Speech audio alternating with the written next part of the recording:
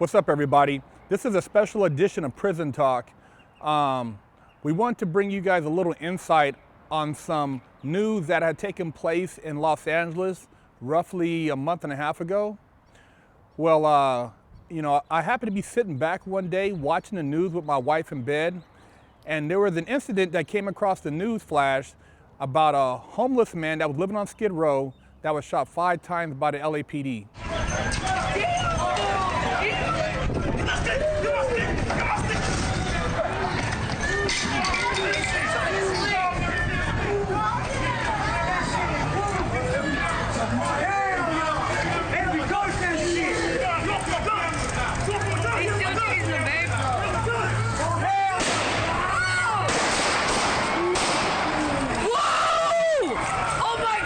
Upon seeing the flash, I kind of thought to myself, that's pretty sad, I wonder what happened to this guy, what made the police shoot this guy. Anyways, they showed his face, and I was like blown away. The guy's name was Charley Saturmin Robinet, and he was actually my co-defendant in my bank robbery case. I hadn't seen this guy or heard from him since 2000 when we initially caught our case. I had been paroled or actually released on probation in 2008, and Charley had took his case to trial, so he was actually, from what I understand, released sometime in September of 2014. But I guess according to reports, he was down on Skid Row and was confronted with the LAPD in regards to living on the street, and got into it with the police and was shot, which is an unfortunate incident. But not to get into the particulars of that, but I just want to give you guys some insight and tell you some backstory, because nobody actually had any dealings with Charley prior to this incident outside of me. I think I'm the last person I probably had any real contact with this person before he caught his actual robbery case with me. And the other guy that we had that was in the robbery with us, he actually died. He died a couple of years ago in the hospital of some unfortunate, I don't know if it was a disease or some type of, illness. But anyways, he passed away, and his name was Edward. But anyways, Charley, we met roughly in 2000. It was around January through Edward, who was my co-defendant. And Edward brought everybody together and decided to, plan out a bank robbery. And, upon hearing the idea of committing a bank robbery, I kind of thought, like, where's this coming from? I mean, these dudes aren't really street dudes. But, Edward kind of knew that I was a street guy, so he probably figured, maybe that I would jump at the opportunity. And initially, I kind of just kind of brushed it off. But at the time, my mentality, for the type of person I was a risk taker. I decided to go ahead and say, hey, what the hell? And at that point, he went and recruited Charley and introduced us. So, we were all introduced, and, kind of just went over the scenario a little bit as far as how everything would go down. Now, Edward, he had never done really any street dirt. He wasn't a hood dude.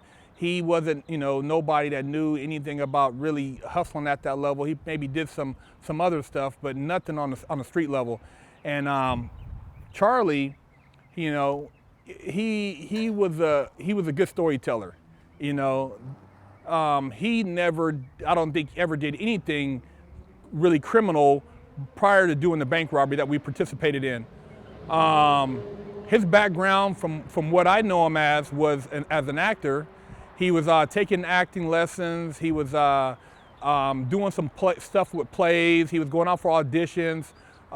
His story to me was that he had came out here to LA from France, and that his goal was to pursue his acting and become the next Robert De Niro. Robert De Niro was his role model. He looked up to him. He was quote Robert De Niro's some of his lines from various movies.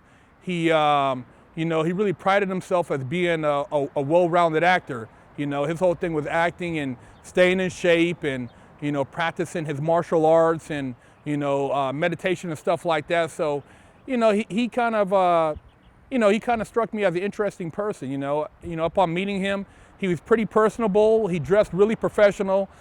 Slacks, dress shoes, sport jackets. So, he gave off an impression that he was on top of his game. And, he talked about France as though he actually had lived there at some time, and that he, traveled through Europe on a regular basis, that he used to drive his M3 on the Autobahn, and, he took various other, Mercedes and Porsches and different cars on these high-speed roads. And I was a big car buff, so that immediately caught my attention, because when he started talking about that and about studying martial arts and various things, and he was, being in shape, we kind of had a lot in common at that point.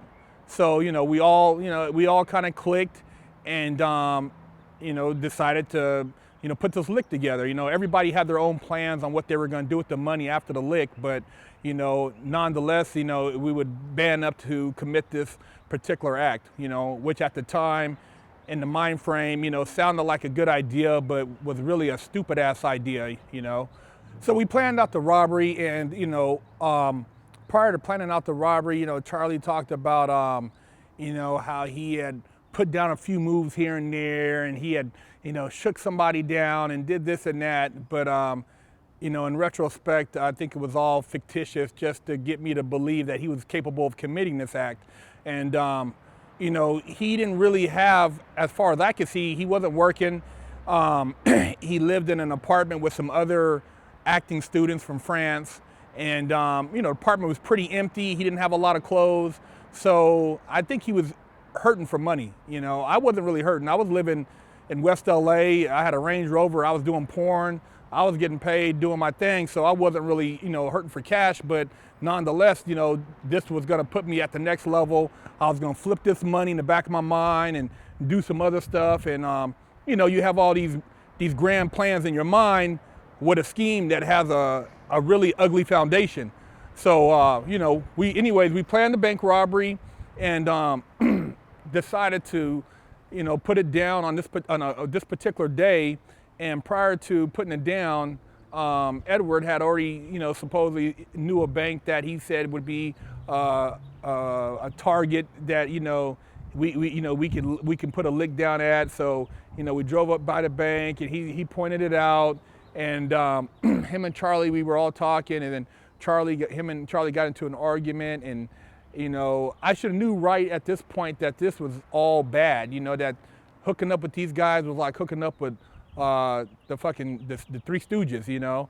And they started arguing because Charley was saying he needed some chocolate before he robbed the bank. He had to have a particular chocolate, and Edward was talking to him like, "What the fuck you talking about with some chocolate, man?"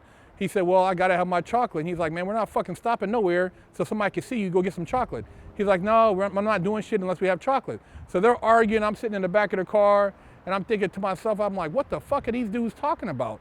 Some fucking chocolate, and you're talking about pulling a robbery that can get everybody sent upstate. I mean, fucking chocolate should be the last thing you're worried about before you're doing a bank robbery. So, anyways, they went back and forth, and then finally, they came to some mutual agreement. I couldn't remember what it was, but I think somewhere in some other area, Charley ended up getting chocolate, but this wasn't the same day we pulled the lick anyway, so it really didn't make a difference. But Edward just didn't want him, showing his face in this particular area. So a week went by, I believe, and, when we went back to actually commit the robbery, we pulled up to the bank. It was raining, and I've told this story on my episode of Fresh Out also. But it was an ugly morning, man. It was raining, it was cold. I had got a call from my mom she never called me in the morning, which was a sign that I shouldn't be doing what I'm doing. But anyways, I kind of brushed it off and figured I just figured it was just coincidence, but nothing's coincidence. Anyways, they picked me up and we went to the bank, and as soon as we pulled up, I was the first one out the car. I jumped out, ran up in the bank, didn't look back. Charley ran in behind me. I told everybody to get the fuck down and basically secured the floor of the bank. The plan was to just, go inside the bank, get the money, come out with 150,000, And you know, Charley was going to jump over the counter. Edward was driving. Well, Charley jumped over the counter, and at that point, pistol whipped somebody for no reason. It wasn't really necessary at this point because everybody was pretty much in a submissive position. But he pistol whipped somebody, and you know, they fell down. He got the money. They put some money in the bag. He jumped back over the counter. He ran out into the car, and from there, a high-speed chase proceeded.